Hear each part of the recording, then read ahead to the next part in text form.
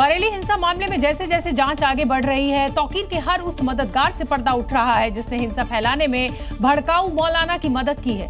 ऐसे ही एक खुलासे में बरेली दंगे में तौकीर का ब्रांड ए कनेक्शन सामने आया है और ऐसा दावा किया जा रहा है कि दंगे से पहले इसी ब्रांड ए के होटल स्काईलार्क में बैठक हुई थी जिसमें हिंसा का पूरा प्लान तैयार किया गया था और अब ये ब्रांड ए पुलिस की रडार पर है और जल्द ही इस पर बुलडोजर एक्शन होने वाला है। क्योंकि ब्रांड ए पर दंगाइयों की मदद करने का आरोप है, इसीलिए बरेली विकास प्राधिकरण ने ब्रांड ए की संपत्तियों को सील कर दिया है और दस्तावेजों की जांच चल रही है। जल्द ही योगी का बुलडोजर इन पर चलने वाला है। सूत्रों के मुताबिक ब्रांड ए के होटल स्काईलार्क बरेली हिंसा को लेकर मीटिंग हुई थी जिसमें आईएमसी से जुड़े कई नेता शामिल हुए थे। ब्रांड ए का मालिक मोहम्मद आरिफ है जिसे तौकीर का बेहद करीबी माना जाता है और आरिफ को तौकीर का फाइनेंसर भी बताया जाता है। बरेली हिंसा से पहले भी यहाँ पर एक मीटिंग हुई थी जिसकी जानकारी जब पुलिस को मिली तो बरेली विकास प्राधिकरण ने यहाँ पर सीलिंग की कार्रवाई की और आप ये तस्वीरें देख सकते हैं, इन तमाम बिल्डिंगों को सील कर दिया है।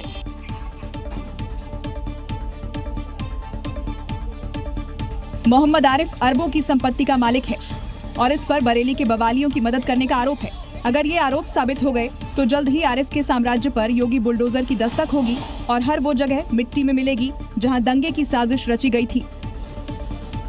बरेली हिंसा में उत्तर प्रदेश पुलिस का ताबड़तोड़ एक्शन लगातार जारी है। पुलिस ने अभी तक 81 लोगों को गिरफ्तार भी कर लिया है। पुलिस ने जब इनकी डेंटिंग पेंटिंग कर परेड निकाली तो इसमें मशहूर यूट्यूबर मोबीन और मूविंग चाचा भी शामिल दिखे।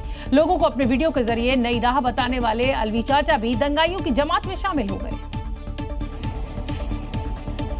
और ये देखिए, डेंटिंग पेंटिंग के बाद यूट्यूबर चाचा के क्या हाल है। चाचा लंगड़ा कर चल रहे हैं, कभी गिर रहे हैं तो कभी संभल रहे हैं।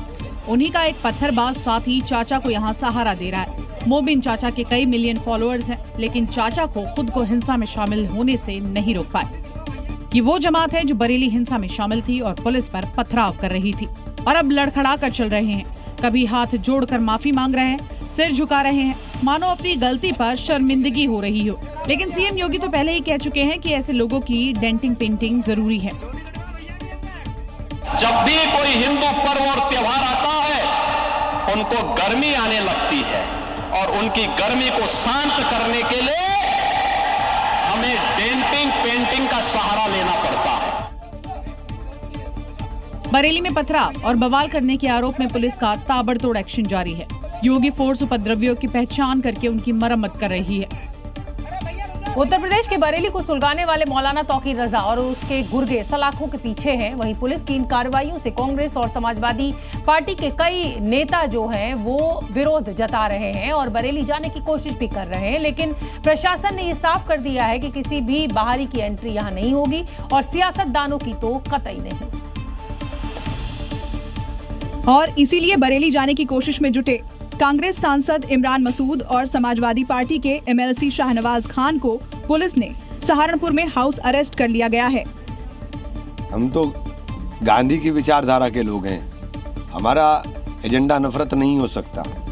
हमें तो यहाँ से ट्रेन से 2 ही लोग जा रहे थे। हम तो होगी शांति के एक और प्रहरी को अमरोहा में हाउस अरेस्ट किया गया है। कांग्रेस के पूर्व सांसद कुंवर दानिश अली को भी बरेली जाने से रोक दिया गया।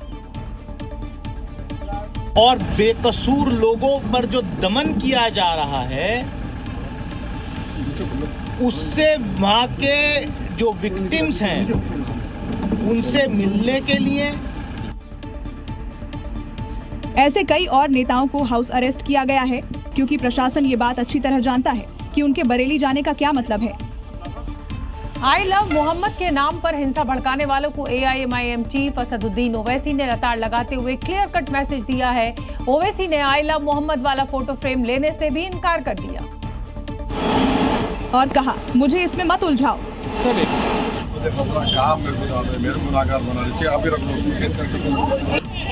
इससे पहले प्रेस कॉन्फ्रेंस करते हुए आई लव मोहम्मद के नाम पर सड़कों पर उतर रहे मुस्लिम युवाओं को क्या कहा वो भी सुनिए।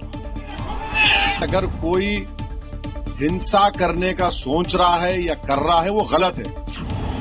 महाराष्ट्र में एआईएमआईएम नेता असदुद्दीन ओवैसी ने हाल ही में एक जनसभा को संबोधित करते हुए उत्तर प्रदेश के मुख्यमंत्री योगी आदित्यनाथ पर निशाना साधते हुए कहा कि फतेहपुर में दरगाह पर हमले के दौरान वे चुप थे, लेकिन बरेली में आई लव मोहम्मद के पोस्टर पर तुरंत कार्रवाई की गई।